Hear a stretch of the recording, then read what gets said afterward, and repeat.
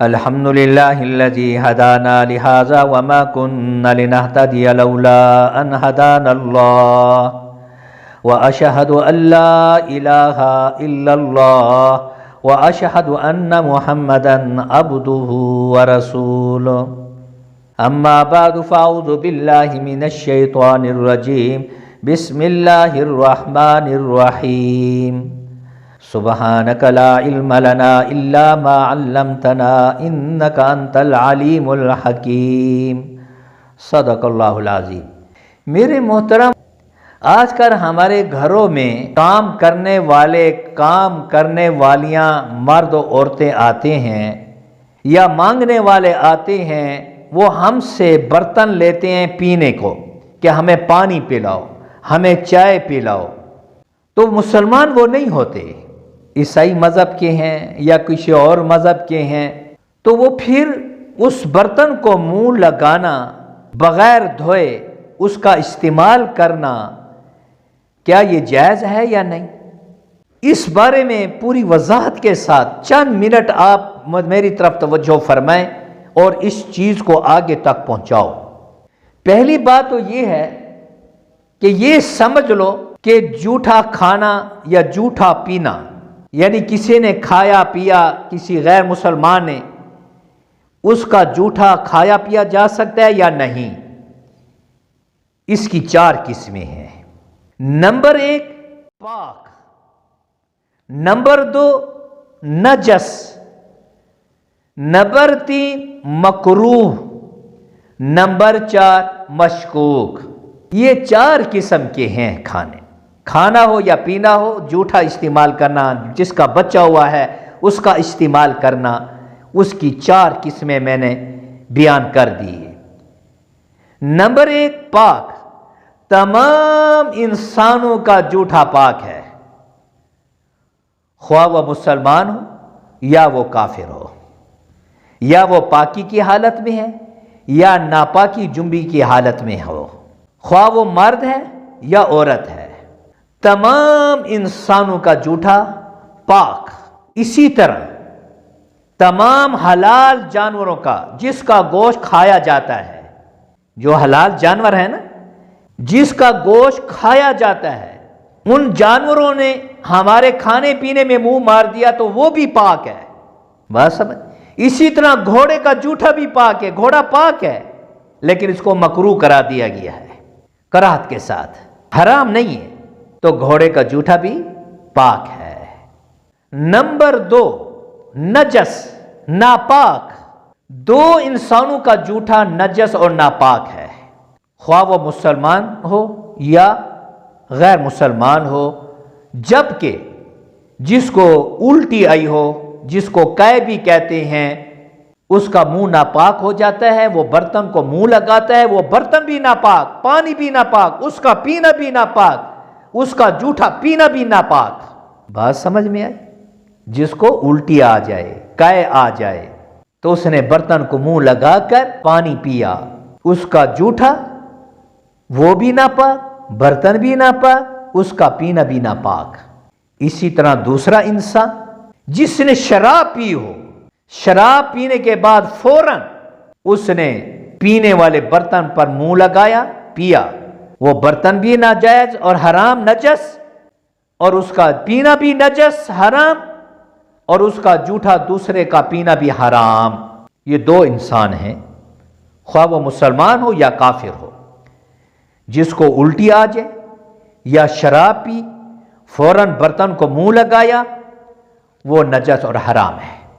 ہاں، اس کے لیے یہ ہے، وہ پانی کا گلاس یا برتن اپنے ہاتھ پر ڈالے، ایک ہاتھ پر ڈالے اور اس سے کلی کر لے، 1 مرتبہ، 2 مرتبہ یا 3 مرتبہ، پھر برتن کو منہ لگا کر پیے، پھر اس کا پینا بھی پاک، برتن بھی پاک، اس کا بچا ہوا پینا بھی پاک۔ بات سمجھ میں آئی؟ ورنہ نجس ہوگا۔ کلی وہ پہلے کرے، کلی کرتے وقت منہ نہ لگائے، اپنے ہتھیلی پر پہلے پانی ڈالے، دائیں ہتھیلی پر، اس سے کلی کرے 2-3 مرتبہ، پھر برتن کو منہ لگا کر پیے اور کھائے، اس کا بچا ہوا پاک ہے، ورنہ نجس ہے۔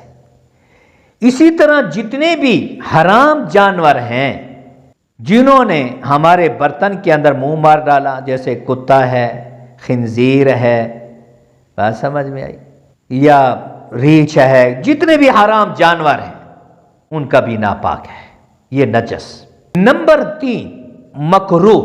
ہمارے فقہا فرماتے ہیں جس کے مونچھیں بڑی بڑی ہوں نا، جو منہ کے اندر جا رہی ہوں، تو پیتے وقت ان کی مونچھیں بھی پانی میں چلی جاتی ہیں، یہ مکروہ ہے، اس کا پینا بھی مکروہ ہے، کیونکہ حضور صلی اللہ علیہ وسلم نے فرمایا داڑھیوں کو بڑھاؤ، مونچھیں کٹاؤ اور مشرکین کی مخالفت کرو۔ تو ہمارے اکابر فقہاء کرام، علماء کرام نے ایسے بڑی بڑی مونچھیں جو پانی کے اندر ڈوب جاتی ہیں تو ان کا اپنا پینا بھی مکروہ، دوسرے کا پینا بھی مکروہ۔ اسی طرح غیر محرم عورت کا شہوت کی نیت سے پانی پینا بچہ ہوا، وہ بھی مکروہ ہے۔ اسی طرح بلی نے دودھ میں، چائے میں، کھانے پینے میں منہ ڈال دیا، وہ بھی مکروہ ہے، حالانکہ بلی حرام جانور ہے، لیکن حضور نے فرمایا یہ ایک گھر کا پالتو ہے، یہ آنے جانے والا ہے، اس لیے اس کو کراہت قرار دیا ہے۔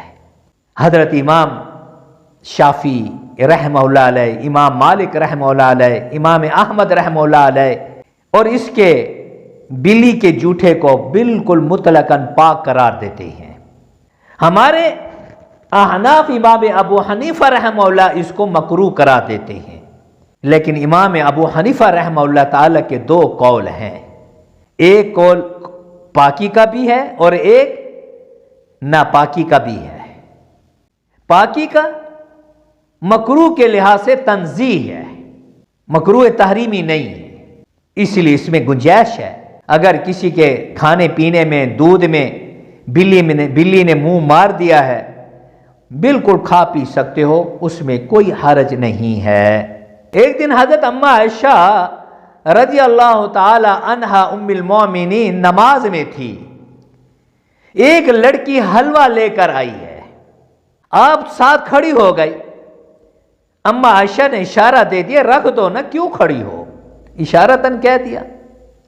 اس نے اس حلوے کو اماں عائشہ صدیقہ کے سامنے رکھ دیا۔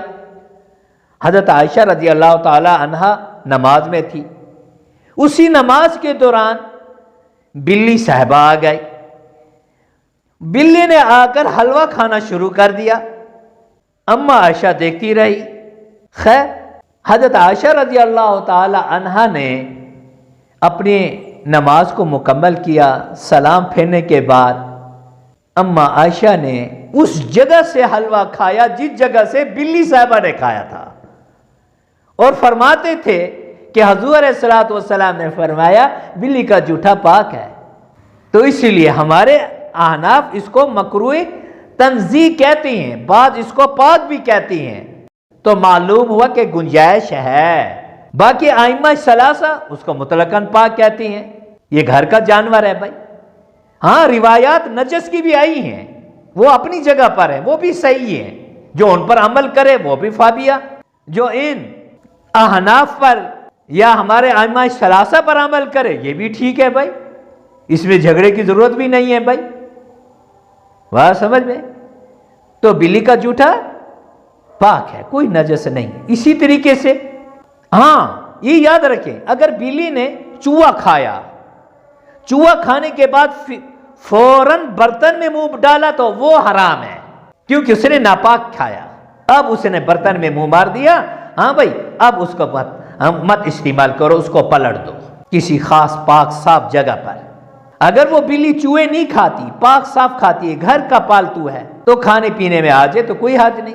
حضور صلی اللہ علیہ وسلم ایک دن وضو کے لیے ان کا پانی رکھا تو بلی آئی، وہ پینے لگ گئی، حضور ٹھہر گئے، صحابہ نے اس کو اٹھانے کی کوشش کی، حضور نے فرمایا ٹھہر جاؤ، اس کو پانی پینے دو۔ جب بلی نے پانی پی لیا تو حضور صلی اللہ علیہ وسلم نے اسی سے وضو فرمایا۔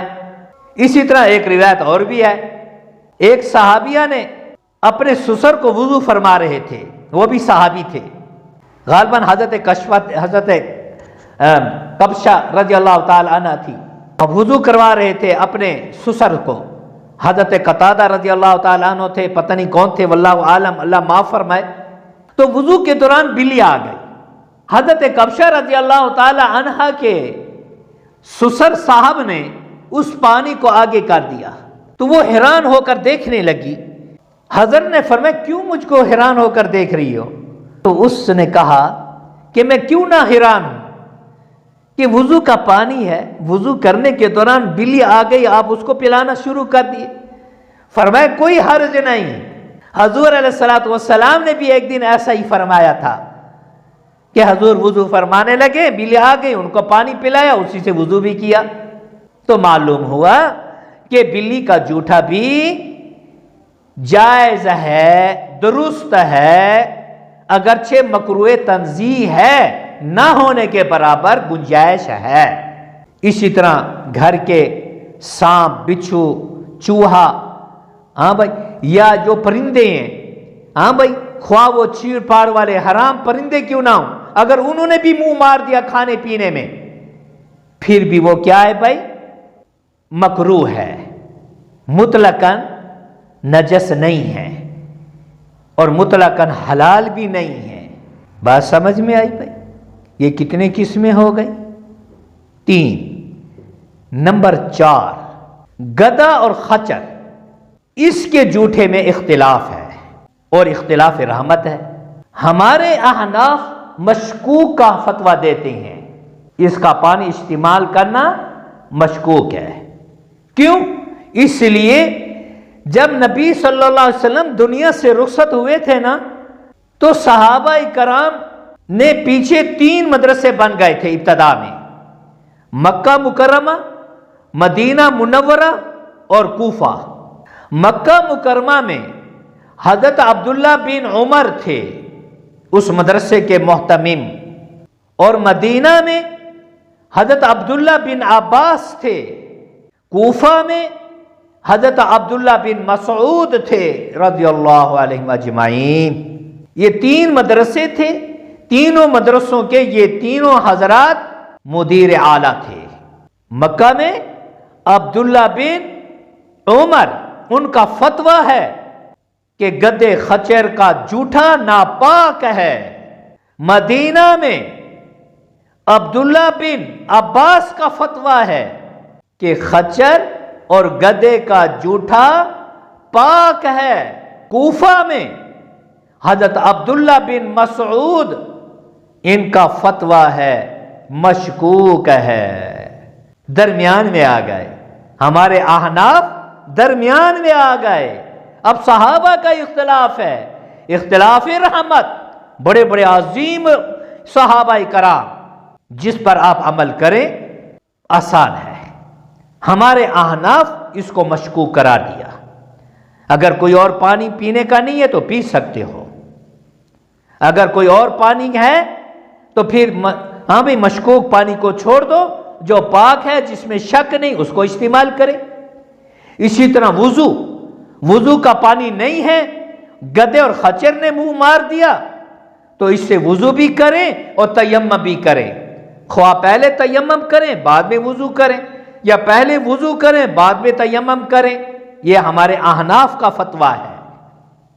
اور پینے میں بالکل پی سکتے ہو مشکوک میں، جب کوئی اور پانی کا نہیں ہے۔ تو یہ 4 قسمیں ہو گئی جھوٹے پانی کی۔ میں ایک دن بازار میں بیٹھا تھا، ایک شخص بڑا بہترین صاف ستھرا برتن وہ فروخت کرنے کے لیے آیا برتن والوں کے پاس، میں بھی بیٹھا تھا۔ میں نے کہا کہ کیوں بیچ رہے ہو؟ تو بہترین برتن ہے۔ کہا کہ میں نے کسی عیسائی مذہب والے کو دیا تھا، وہ پانی مانگا تھا، اس نے پیا تو اس وجہ سے یہ حرام ہو گیا۔ میں نے کہا بھائی حرام نہیں ہوا، اس کو استعمال کرے۔ اس نے کہا نہیں بھائی نہیں، میں اس کو استعمال نہیں کرتا۔ اس نے اس کو 10 روپے کا بیچ دیا، میں نے وہی برتن 10 روپے کا لے لیا، بس اس کو میں استعمال کر رہا ہوں۔ یہ عجیب معاملہ ہے بھائی اس نے کوئی اس میں شراب پی ہے، کوئی اس نے ناپاکی کی چیز ڈال کر کھائی ہے، اگر کھائی ہے تو اس کو 3 مرتبہ دھو لو، پاک ہو گیا۔ اور آج کل لوگ ایسے ہیں، ہاں بھائی کوئی چیز نیچے گر جائے نا، کوئی ٹوپی وغیرہ رومال گر جائے گندی جگہ پر تو پھر اس کو دھوتے ہیں نا، بسم اللہ لا الہ الا اللہ پڑھتے ہیں، دم کرتے ہیں. یہ نئی بدعت نکالی ہے، یہ جائز نہیں ہے. پانی جب پاک ہے اس کو ہاں بھئی 1 2 3 مرتبہ دھو لو پاک ہو گیا. کہتے نہیں پاک نہیں ہوتا کیونکہ یہ ٹوپی، یہ رومال، یہ کپڑا گندگی میں چلا گیا، یہ ناپاک ہو گیا ہے. میں نے اس کو کہا جب تم پیشاب پخانے کے بعد استنجا کرتے ہو تو کیا وہاں بھی تم بسم اللہ لا الہ پڑھتے ہو؟ خاموش ہو گیا. کہا بھائی دین پر عمل کرو، ہمارا دین اسلام اتباع رسول کا نام ہے. اسلام کے اندر سب کچھ ملے گا، سب کچھ میں اسلام نہیں ملے گا. پاکی ناپاکی کے احکام قرآن حدیث میں فقہ میں موجود ہیں. علماء کرام سے رابطہ رکھو، قرآن حدیث پڑھیں، فقہ پڑھیں، دین پڑھیں، دیندار بنو. ہر ایک پر فتوے مت لگاؤ، فتوے لگ چکے ہیں، ہم بتلانے والے ہیں، کوئی بھی نہیں لگا سکتا. یہ قرآن حدیث کے فتاوے تھے، میں اپنی طرف سے یہ نہیں کہہ رہا. اللہ تعالی ہم سب کو اس پر عمل کی توفیق دے. ھذا ھو المرام واللہ اعلم بحقیقت الکلام وآخر دعوانا الحمد للہ رب العالمین.